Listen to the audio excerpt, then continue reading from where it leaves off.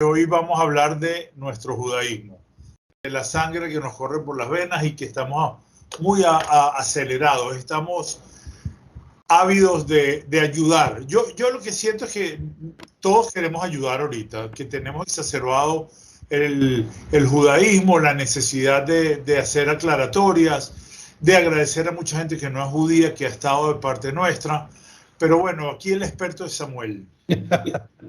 Gracias. Me queda grande la palabra experto, porque realmente expertos como judíos somos todos. Es verdad. Estamos Desde el día que nacimos, ¿cierto? De los 8 días, de los 8 días. Nosotros estamos enfrentando el prejuicio de 2000 años montado en la espalda de nosotros. Y es así, uno nace dentro del pueblo judío y nadie te preguntó, pero eso viene con el territorio. Lo que tenemos es que aprender a conversar con las personas que están dispuestas a escuchar, que en mi experiencia, gracias a Dios, en la gran mayoría, estoy hablando de los que no son judíos, porque los que son judíos que escuchen esta conversación, chévere, nos estamos rascando la espalda entre nosotros, qué bonito. Pero lo importante realmente es aquellos que no forman parte del pueblo judío, para quienes entender qué está pasando es clave, pues ellos son los que van a tener la posibilidad, junto con aquellos judíos que tienen posiciones de influencia, de hacer algo al respecto que cambie nuestro futuro. Nosotros estamos en la obligación en este momento, cosa que para mí es lamentable. Le estuve pensando, esta es como una de esas citas que uno quiere demasiado, que piensa tanto que cuando llega a la cita a lo mejor pues, se pone nervioso y no sabe qué decir. Pero yo sí estuve hoy todo el día pensando en esta entrevista que nos íbamos a hacer el uno al otro como judíos, ¿no? Porque este es el canal de Sami también. Y te digo porque hay una cosa que me tiene molesto de nosotros. Voy a hablar de nosotros. Nosotros entiendemos por miembros del pueblo judío. Judaísmo, los judíos. O sea, no podemos esperar que pase una masacre así para despertarnos. Y lo está diciendo alguien con autoridad moral. Tanto Sami como yo tenemos autoridad moral. Desde muy jovencitos trabajamos en pro del judaísmo, de la comunidad, de nuestros semejantes, de Israel. Desde que yo recuerdo, Sami está ahí y estoy seguro de que él me recuerda, porque yo tengo autoridad moral para eso, porque hasta el día de hoy sigo trabajando en pro del judaísmo, pero no puede ser que el mundo empiece a darse cuenta cuando hubo una masacre de esa magnitud, o que nosotros mismos despertemos. Es un reclamo que yo puedo hacer y porque yo siento que tengo autoridad moral. No voy a decir más nada y paso a que Sami me dé su opinión y empecemos a hablar sobre todo lo que pasó en las universidades. Sami, me gustaría que después que me digas tu opinión, empieces con lo de las universidades. Mira, mi opinión con respecto a lo de la autoridad moral, yo no sé si yo tengo autoridad moral, te soy franco. Yo sí fui muy activo, dejé de serlo hace mucho tiempo, pero no por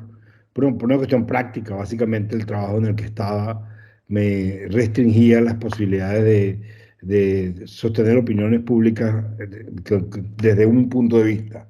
El ser periodista y trabajar en gerencia de noticias siempre me obligó a tratar de ser lo más neutro posible.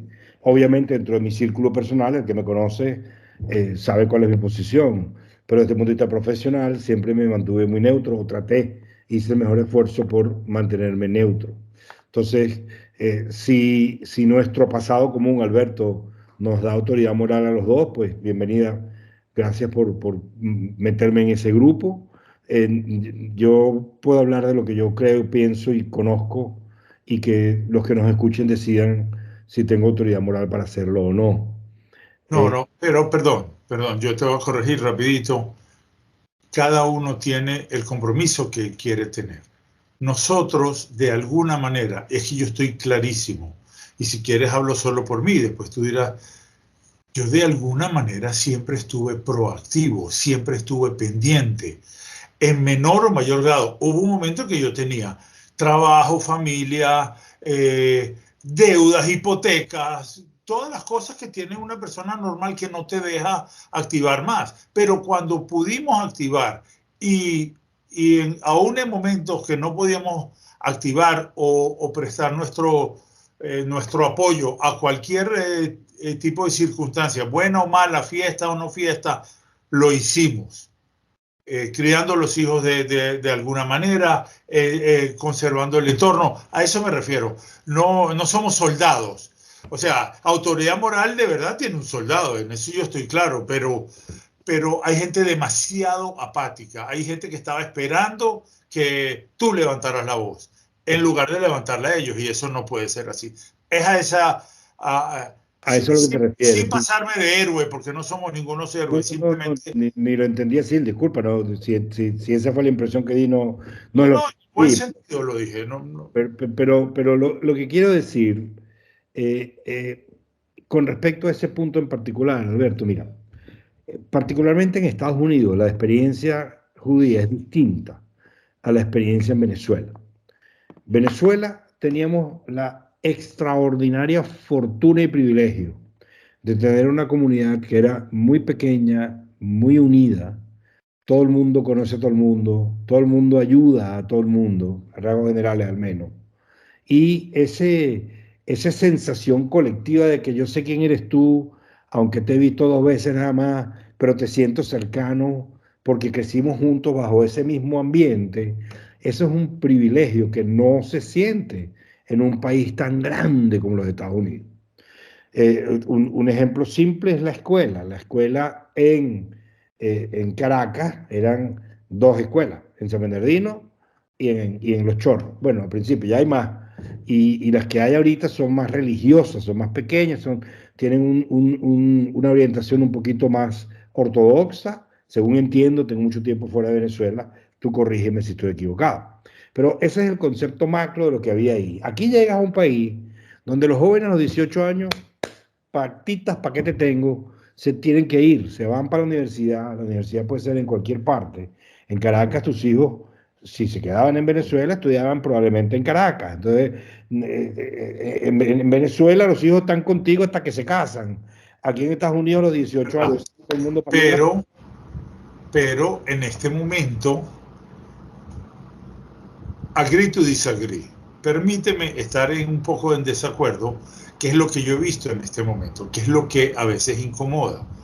En este momento, los que son judíos en las universidades, que han sufrido en carne propia, o sea, los antisemitas están como exacerbados en este momento por una masacre y por una ola que no tiene ningún sentido. Nosotros bueno, yo no voy a hablar más por Sami, solo que me siento identificado con él, siempre somos muy pares, ¿no? Esa es la pura verdad, pero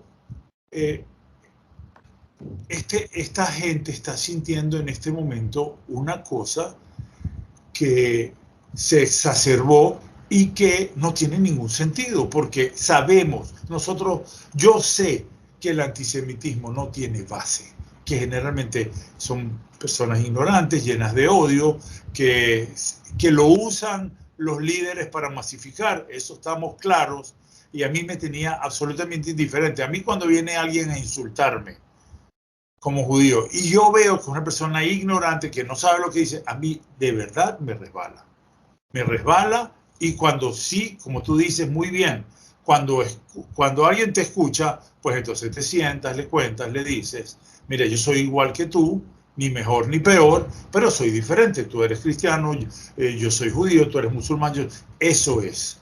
Pero en este momento nos estamos dando cuenta, y yo después de lo que vi lo de las universidades, hoy vamos a hacer una entrevista. Sami me iba a entrevistar a mí, yo le pedí que no, porque cuando yo vi lo de o sea, el día que si yo tuviera otra hija la llamo Stefanik, con eso te digo todo. Esta mujer, una congresista que no puede entender. Yo no sé si ella es judía o no, la verdad es que todavía no he averiguado eso, Sami, tú sabes. No, la verdad no sé. Pero yo pienso que no es. Ella simplemente estaba preguntando, haciendo un poquito de research de qué estaba pasando con el antisemitismo. Y 3 presidentas de Penn State, Harvard y creo que la otra era MIT. Estamos hablando, para los que no conocen de lo que yo estoy diciendo, 3 de las mejores universidades del mundo, no de Estados Unidos. Entonces, dirigidas por 3 personas que no sabían ni contestar, porque ahí sí está sesgado todo eso. Eso me llamó mucho la atención, me preocupó muchísimo, pero todo eso ha causado que ese muchacho que a los 18 años se fue en Estados Unidos despierte un poco y abra los ojos y diga, mira, ¿sabes qué? Yo soy judío, yo tengo este problema. Entonces cuéntanos tú un poco cómo lo ves, qué está pasando en Estados Unidos, cómo viste esto en el Congreso que tiene al mundo que tiene sentido común lo tiene indignadísimo y a los judíos más todavía.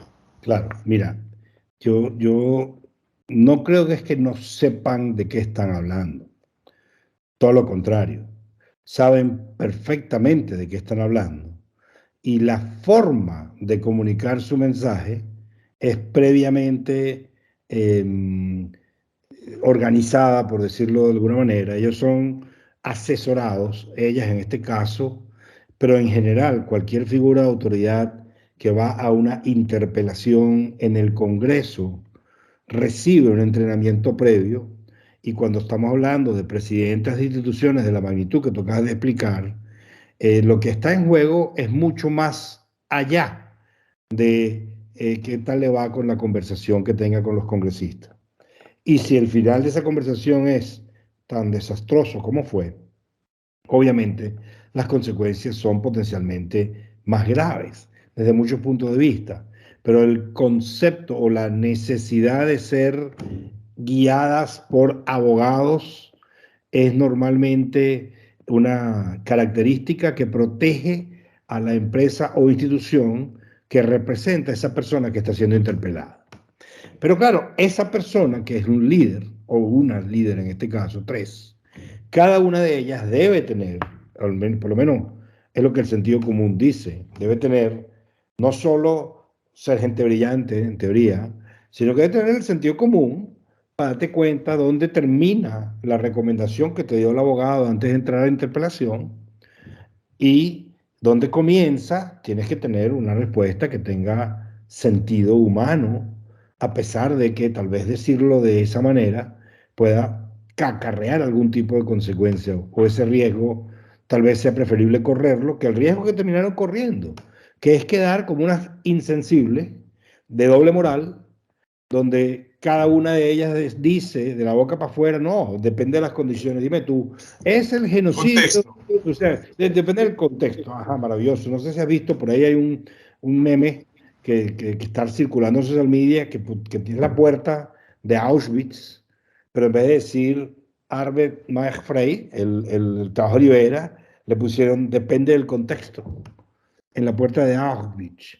Hay otra foto por ahí que es una persona sobreviviente del Holocausto con los números marcados aquí, y abajo le escribieron depende del contexto. No hay contexto. Genocidio es genocidio. La gran pregunta que se han hecho aquí en Estados Unidos, y la escuchas una y otra vez, y creo que es una pregunta perfectamente válida y legítima, es si el comentario hubiera sido en contra de los afroamericanos, sí, sí, la reacción de la presidenta lo vi, sería la misma. lo vi. O estaría el mundo entero incendiado porque Black Lives Matter. Pero el problema es que no es con respecto a los afroamericanos, no es con respecto a la comunidad LGBTQ, no es con respecto a lo que la izquierda extrema define como oprimidos. Es contra los judíos, que la izquierda decidió que ahorita son los opresores. Entonces, todo este lío de las universidades es bastante complicado porque está entrelazado con lo que ha sido identificado como una tendencia ideológica que está dividiendo a este país desde hace rato, donde los que están en un extremo de la izquierda tienen un paradigma de la vida que se resume en algo similar a lo que el marxismo hizo en su momento. En su momento el marxismo decía todo se traduce a proletariado versus burguesía. Bueno, ahorita todo se traduce a oprimidos versus opresores. Y happen to be, como dice en inglés, resulta que los opresores son, por lo general, hombres blancos. Entonces, todo lo que... Ya va, perdón. Esto es un asunto complicado en Estados Unidos, pero todavía más complicado en Venezuela. Porque en Venezuela no estamos en esa nota. Bueno, no estamos. Yo espero que Venezuela no haya cambiado tanto desde que me fui hace 25 años. Pero mientras yo estaba ahí, y tú corrígeme que tú estás ahí todavía, Alberto, no había una nota racial, donde toda la vida estaba evaluada sobre la base de qué raza vienes o qué raza eres o no eres. Yo le voy a contar a los que van a ver este programa, que espero sean muchas personas, que en Venezuela tú no sabes de qué color eres ni de qué religión eres hasta que no sales de Venezuela. Aquí nadie te pregunta, aquí nadie le importa. Aquí el musiu es tan venezolano como tú. Musiu se le decía a las personas que venían del exterior y que no tenían un buen acento, pero eran venezolanos, como lo fueron nuestros padres, como lo fueron nuestros abuelos, los portugueses, los españoles. Eso es Venezuela y sigue siendo así, por más que están tratando de que no sea así, pero sigue siendo así. Pero fíjate, conecto con lo que estábamos conversando. ¿Quién está tratando que no sea así? El régimen. ¿Con quién está identificado el régimen? Con la extrema izquierda. Entonces, ¿qué filosofía supuesta ideológica tiene la extrema izquierda? Los oprimidos contra los opresores. ¿Quiénes son los opresores? Los blancos. Entonces tienen que haber unos que no son blancos, que son los oprimidos. Entonces ahorita en Venezuela también resulta que el problema es que el imperio son los Estados Unidos, los blancos opresores, está fregándole la misma paja que dijeron en Cuba, y ahí están los pobres cubanos, el pueblo cubano, sufriendo las consecuencias de esa filosofía barata de supuesta opresión versus oprimido, cuando todos los demás son opresores, pero lo que hacen ellos en su régimen no lo identifican como opresión. Eso es maravilloso y bonito para engañar a los cazabobos, a los que no están prestando atención a la cosa. Pero aquí en Estados Unidos es un tema que tiene una raíz histórica que se comprende. Hay leyes, afortunadamente, que han ido implantando a través de los años para tratar de minimizar el efecto del tema racial, pero es un tema que continúa en evolución, cuya solución no está resuelta. Y de hecho, en paralelo a esto que estoy comentando, de un concepto teóricamente ideológico muy liberal, con el cual hay mucha gente en Estados Unidos que piensa que las universidades están mayoritariamente controladas por una mayoría liberal, valga la redundancia. A mí no me consta eso, yo no sé si eso es verdad o no, no sé si está demostrado, no lo sé, pero es una aseveración colectiva. Pero bueno, ese grupo del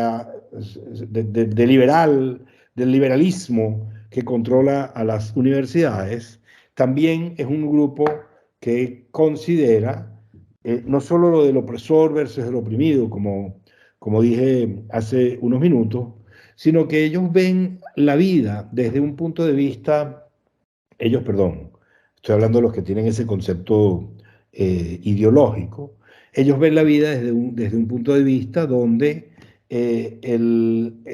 lo importante es lograr la solidaridad con ese individuo que está sufriendo opresión.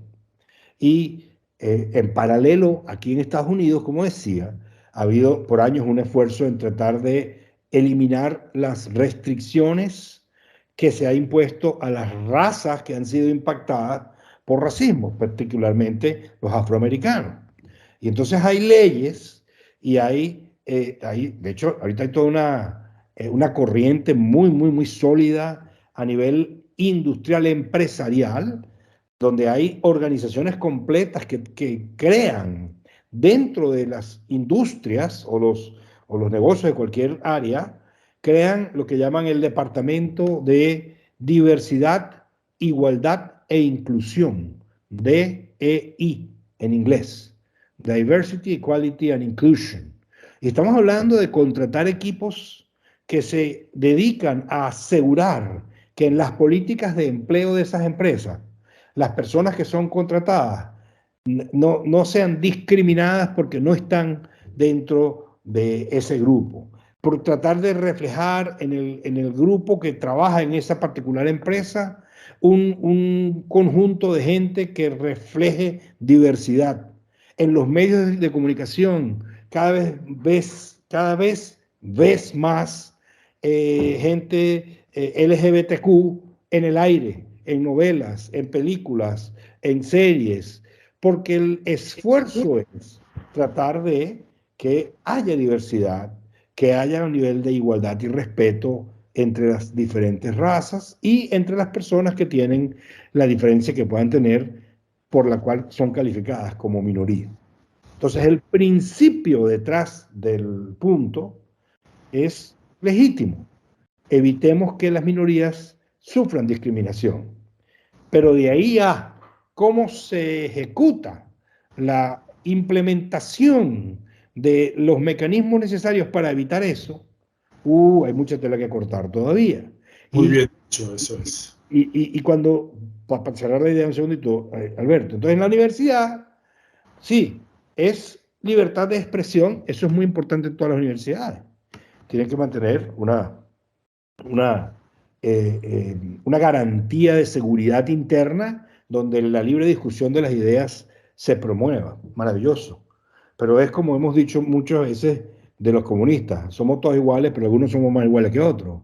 Entonces, sí, es maravilloso la libertad de expresión cuando no hablas en contra de los afroamericanos o en contra de la comunidad LGBTQ. ¿Y por qué digo esto? Esto no es teórico Samuel hablando tonterías. Esto pasó en Harvard, por ejemplo, donde un profesor, él, no recuerdo el nombre, no lo tengo a la mano, él era de alto nivel, creo que era el decano de una de las facultades de Harvard. Él se prestó para defender al productor de cine Harvey Weinstein, acusado de cosas, barbaridades extraordinarias, pero por defenderlo lo votan, porque según dice la presidenta, el que él estuviera defendiendo a ese individuo con las acusaciones terribles que tuvo que enfrentar, exponía a las mujeres de Harvard a no sentirse seguras con este señor, y lo votan. Entonces, ahí hubo una controversia con respecto a la libertad de expresión. El tipo es abogado, cualquier persona, no importa la barbaridad de la que se le acuse, tiene derecho a ser representada, y a pesar de ser de alto nivel académico dentro de la universidad, lo votan por decidir defender eso. Entonces, ¿cómo interpretan eso aquí en los Estados Unidos? Bueno, algunas de las interpretaciones que yo he leído dicen, entonces para la presidenta de Harvard, estar en contra de algo con lo cual ella comulga, no se puede y la libertad de expresión no cuadra. Pero cuando a ella le importa menos, como en el caso del antisemitismo, entonces sí vamos a hablar de la libertad de expresión. Y una última cosa, antes de seguir con lo que tú quieras, Alberto. Hay una encuesta dentro de las universidades, esta mujer en el Congreso se lo dijo y se lo recordó, donde Harvard quedó, no recuerdo si de última o de penúltima, entre 240 instituciones, en cuanto a cómo ellos implementan sus políticas para garantizar la libertad de expresión dentro de la universidad.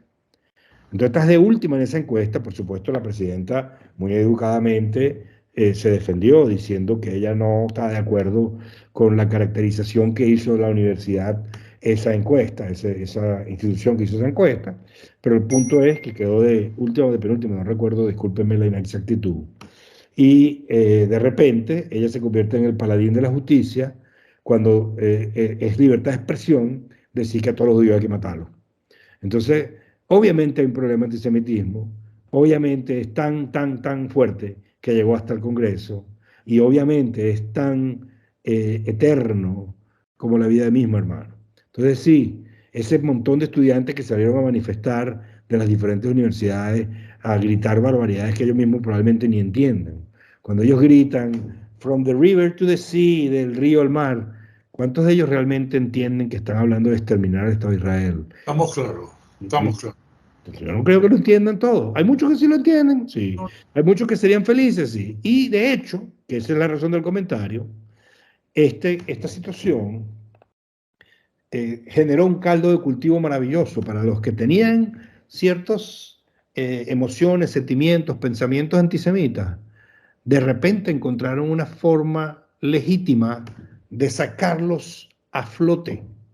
Porque por todas estas leyes que te comenté antes y por todo este esfuerzo que se ha hecho en Estados Unidos para tratar de minimizar el impacto en contra de minorías, Han reprimido. la raza estaba reprimido. Pero entonces, no, ahorita resulta que no es que es antisemita, es que es antisionista, que no, que es que porque los israelíes están matando a los palestinos, es que por el Estado palestino.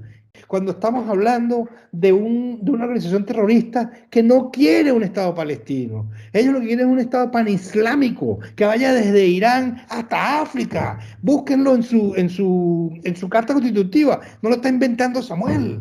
Ellos no están velando por el Estado palestino, están velando por sí mismos, basados en una interpretación súper extrema del Islam, donde matar es maravilloso y dejarse matar por esa causa es maravilloso también.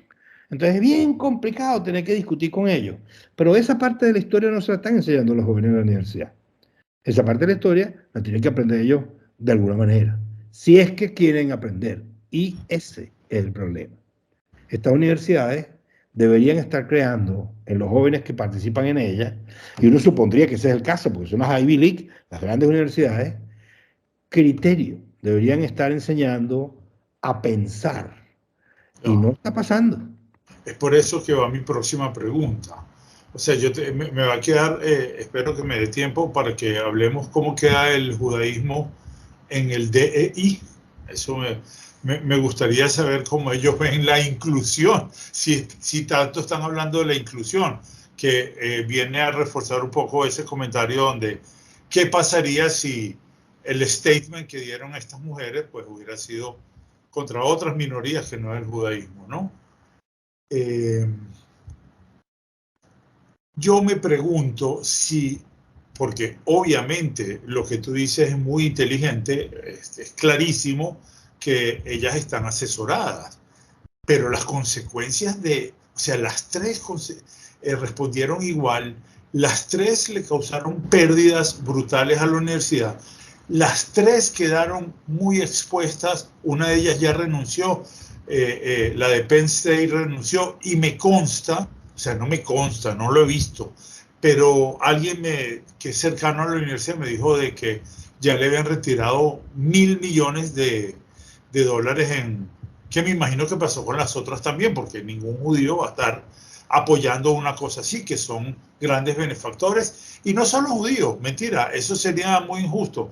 Hay mucha gente que está en contra de lo que ha pasado y en favor de tener un poquito más de lo que tú dices, de esa inclusión o esa libertad de expresión real donde, bueno, cada quien puede decir lo que quiera siempre y cuando no esté a favor de un genocidio o a favor de una matanza o lo que sea, ¿no? Entonces, yo te pregunto, ¿no habrá aquí una coacción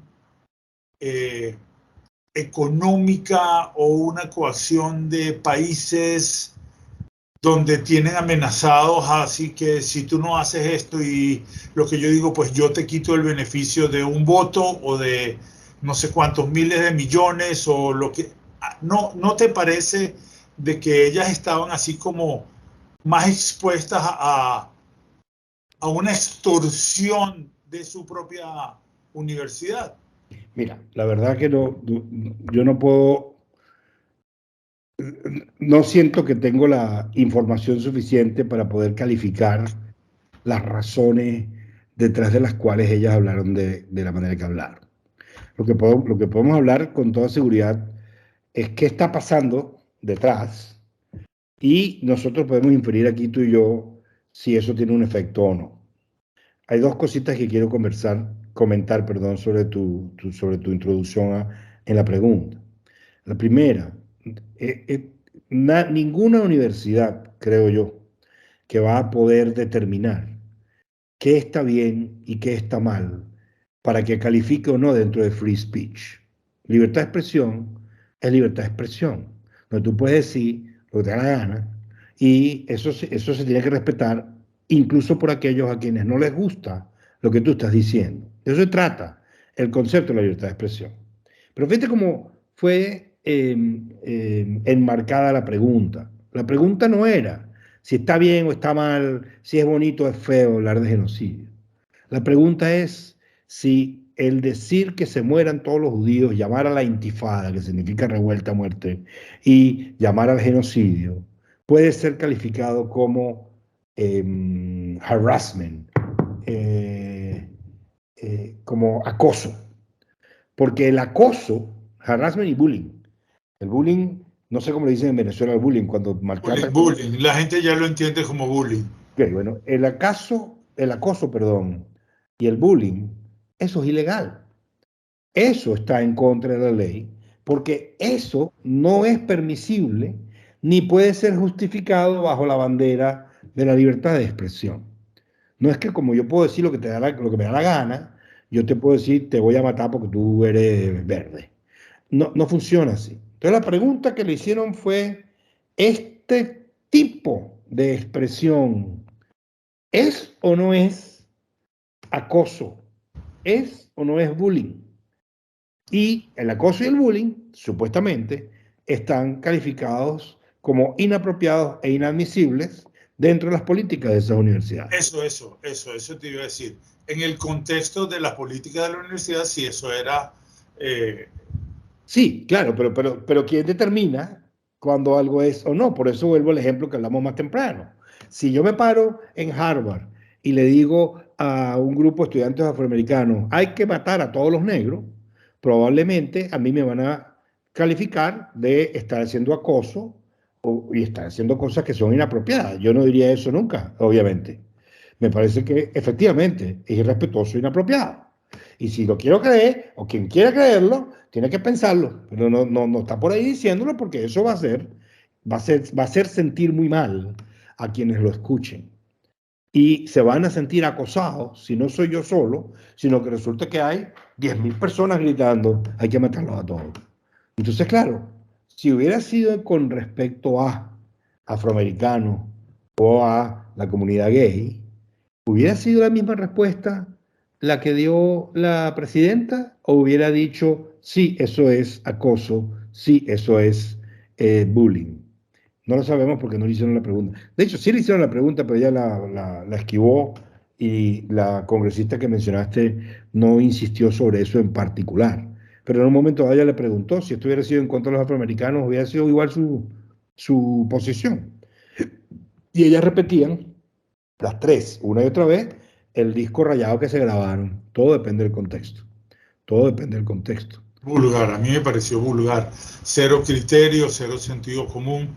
¿Cómo ves a partir de todo lo que ha pasado desde el 7 de octubre, incluido este episodio en el Congreso? ¿Cómo ves la situación? ¿Cómo te ves como judío, como tu entorno judío, tu familia, tus amigos? ¿Qué sientes ahorita? ¿Qué puede pasar en este momento? ¿Qué podemos hacer? Una de las cosas por la que estamos haciendo esto, a mí me queda clarísimo de que es por lo menos explicar un poco al mundo de que eso no está bien, porque hay gente que lo ve, lo toma, ni lo filtra y lo asume y ya está. A más de una le han preguntado, a más de una persona, quise decir,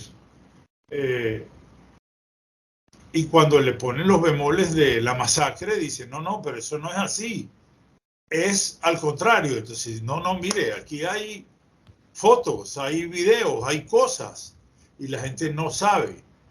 Y por eso te decía que yo he sentido que lamentablemente ha tenido que pasar una cosa tan trágica como para que despertemos un poco.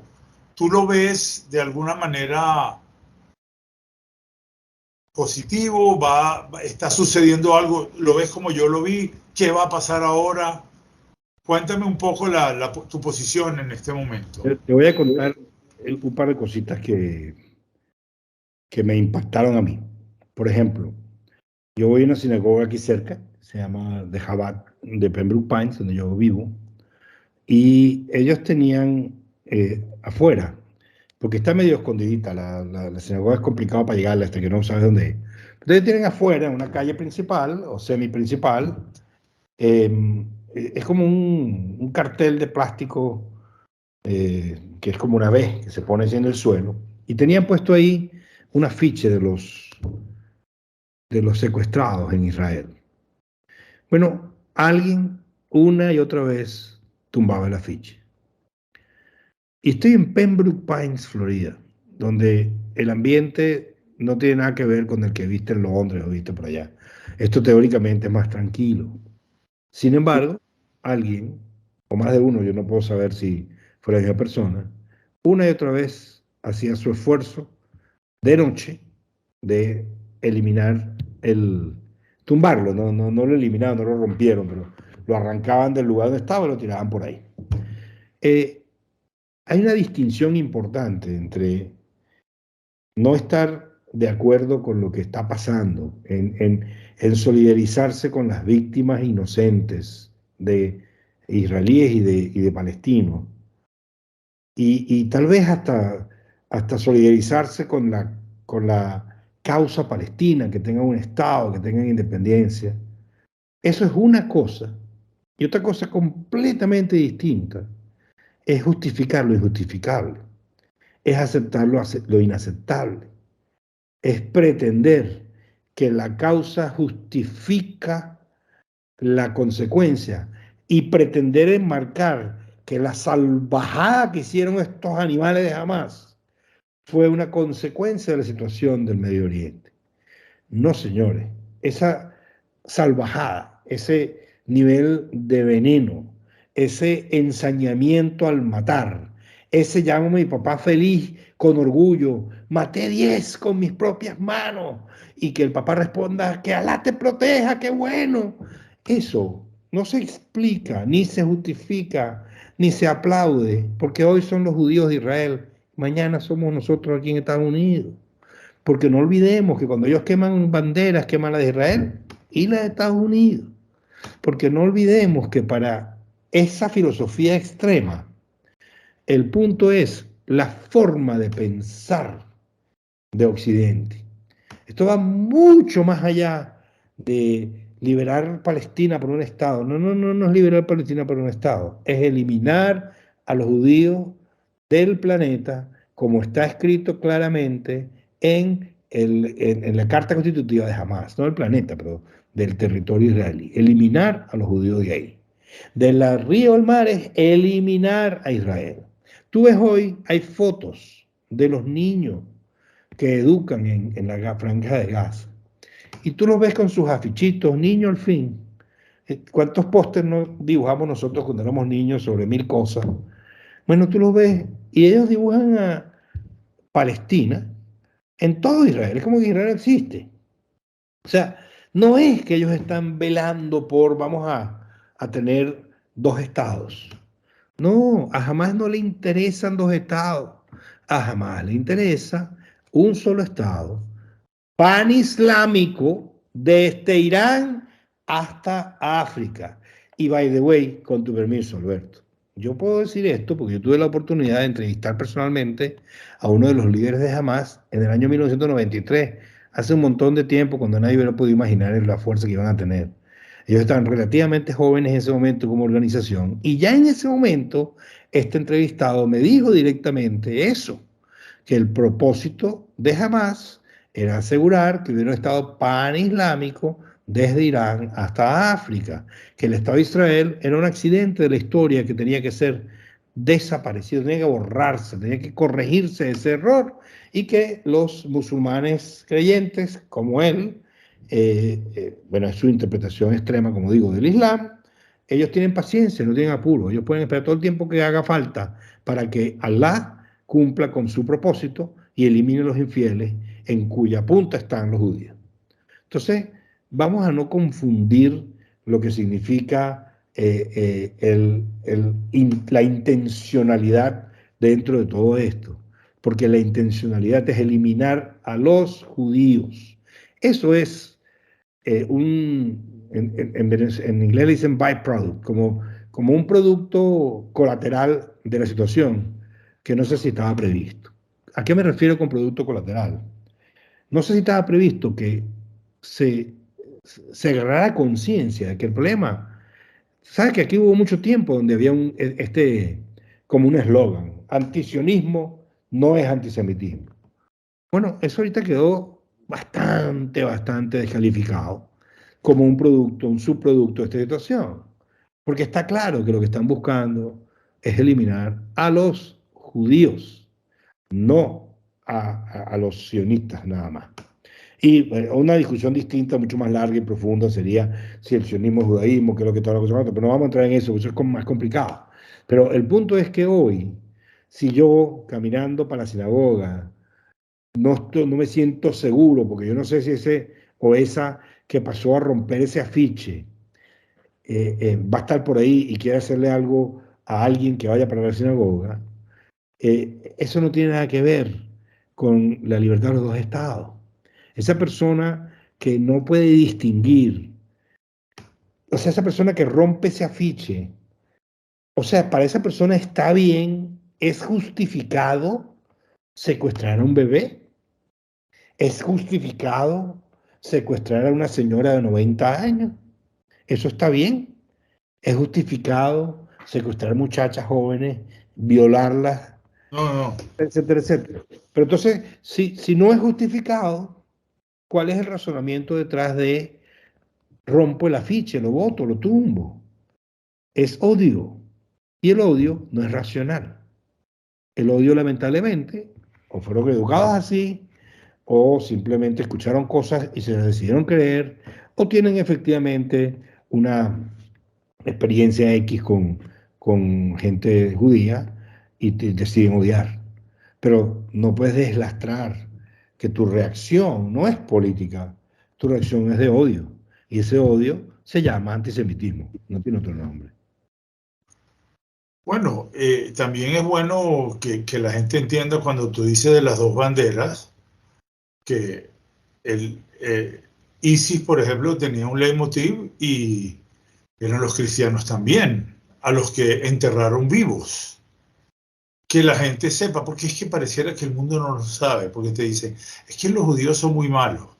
A lo mejor para ti te vendieron eso porque es un leitmotiv. A mí ya no me cabe la menor duda de que los grandes logros que ha hecho la gente perversa es buscando gente que no tiene lo que tú dijiste, sentido común, que no racionaliza, sino que odia y ya, y sigue como corderos este tipo de cosas. Pero yo creo que quizás por eso la angustia, hoy yo siento que estuviste muy bien, no así yo, estoy muy nervioso y que mis preguntas no han sido del todo brillantes, pero porque estoy hablando mucho con la ansiedad, pero sí he sentido mucho, pero mucho que siguen ejecutando el plan de buscar gente que no piensa y que pues simplemente buscan un leitmotiv. Alberto, Y no es el judaísmo nada más, perdón, es todo. no, lamentablemente, y con el dolor de mi alma lo digo, no es solo gente que no piensa. Porque yo me cuestiono si esas presidentas de esas universidades, cuando conscientemente deciden no hacer nada para restringir las manifestaciones antisemitas en las universidades, que claramente van en contra de sus propias políticas de acoso y de bullying, me pregunto cuál es su posición frente al antisemitismo y al judaísmo, porque sus hechos hablan más que sus palabras y sus hechos demuestran o parecen demostrar que ellas no tienen demasiada simpatía por los judíos. Entonces, esa gente piensa. Esto no son gente tonta. A mí tienes ¿Cuántos un punto. profesores? ¿Cuántos profesores dentro de esas universidades? ¿Tú sabes cuántos profesores? Más de 700 profesores firmaron para apoyar a la rectora de Harvard. El board completo, por unanimidad, de Harvard apoyó a la presidenta para que continúe en su posición.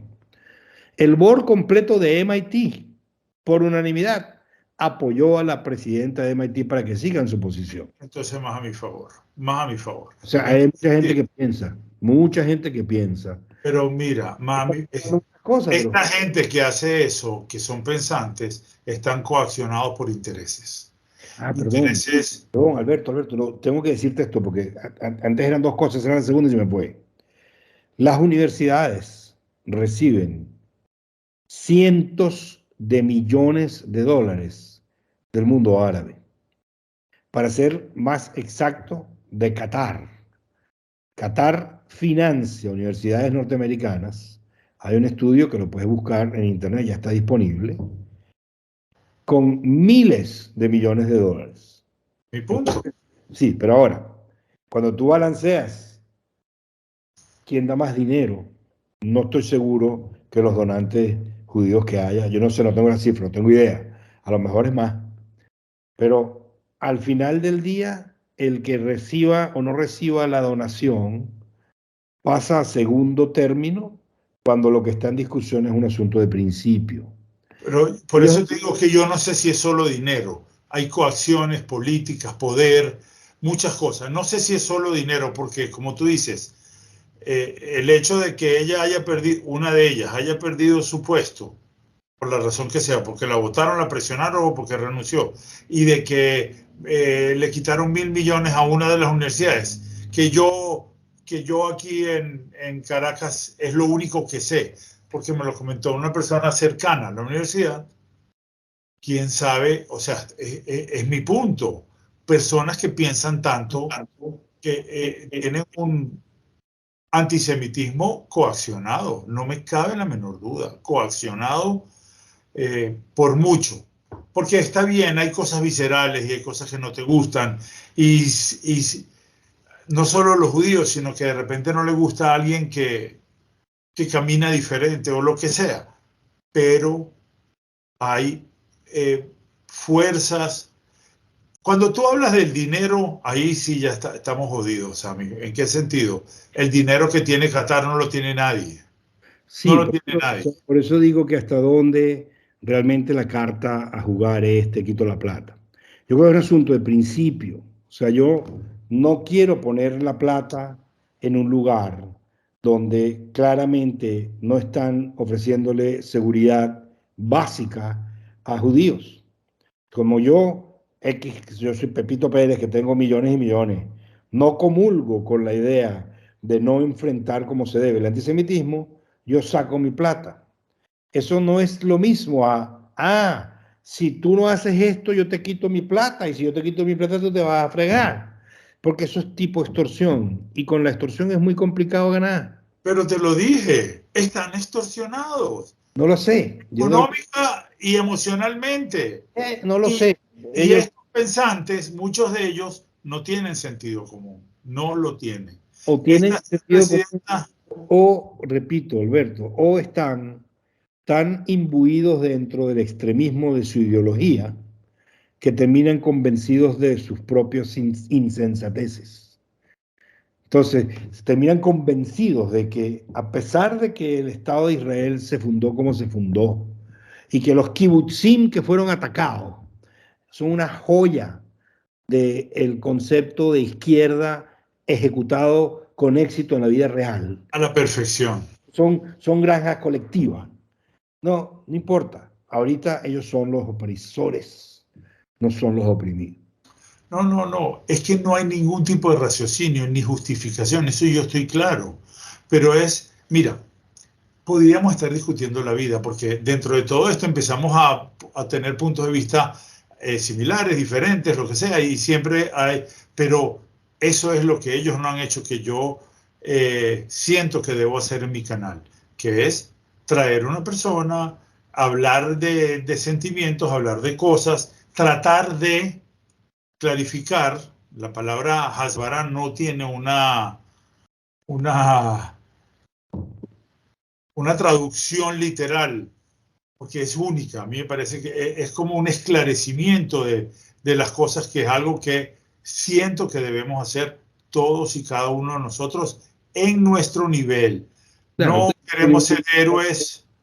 ¿Ah? estoy de acuerdo contigo, con nuestro universo, con nuestra gente cercana, con nuestros amigos, nuestros familiares. No te puedes sentir mal porque no agarras una bandera y te la pones y te tiras por una vaina. No. No, no, no. Nosotros, cada uno tiene sus prioridades, sus miedos. Tenemos miedo. Eso que tú dijiste de la caminata de tu casa al templo es miedo, como lo tiene cualquier persona. Y yo no camino, yo voy en carro. Pero hay familias que siguen el sábado y no montan carro el sábado. No, no, no. Es que aunque vayas en carro, Sammy, hay un miedo.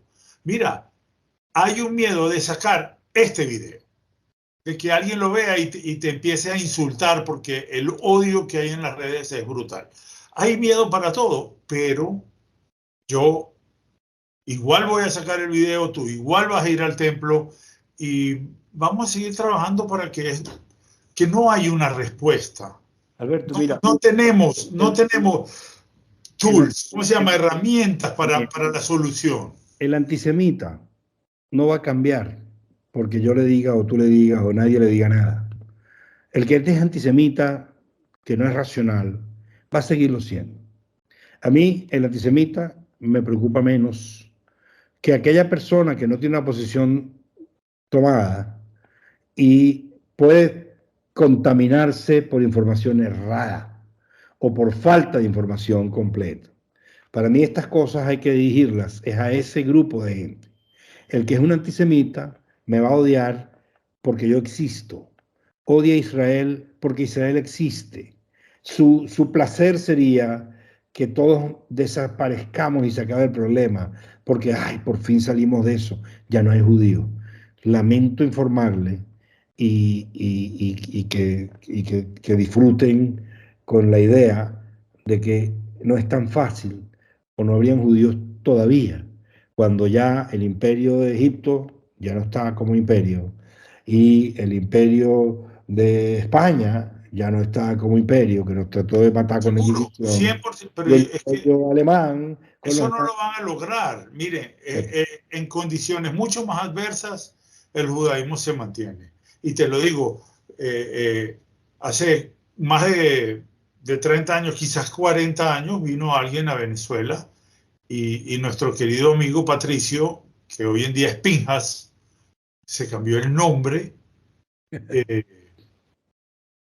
le preguntó a este israelí que vino a la comunidad, le dijo, mira, siento que el judaísmo va a desaparecer, que hay mucha asimilación, que hay muchos ataques, que somos muy pocos y tal. Y él, sin inmutarse, le dijo, tú no te preocupes, que el judaísmo siempre encuentra la manera de sobrevivir y de crecer y de estar. Y lo ha hecho, porque desde ese entonces, desde que murieron 6 millones de judíos, que era, no sé si es la mitad o el 30 o el 40% de la población mundial judía, pues hemos triplicado la cantidad de judíos que hay en el mundo. Entonces, no vengan con esa, no cuenten con esa, con nosotros tampoco. ¿Qué sí tiene que contar? Conmigo va a contar el mundo. Yo sé que con muchísima gente que vamos a seguir trabajando y empeñándonos a sobrevivir. Mira, hermano. Y a vivir. Yo creo que ya estamos cerca del final. Quiero poner una reflexión en la cabeza. ¿Con qué ha contribuido con el mundo el Estado de Israel? ¿Con qué ha contribuido con el mundo el extremismo islámico? Pongamos esas dos cosas en una balanza. Y digo extremismo islámico porque no todos los musulmanes piensan así. Es verdad. Y hay que subrayarlo. Eso era importante, yo lo iba a decir. Es importante, no es lo mismo el extremismo islámico representado por gente salvaje como Hamas, que son de medievales, que musulmanes con sentido común y con corazón grande, que hay mucho. Pero bueno, pongamos al extremismo islámico. ¿Qué recordamos del extremismo islámico?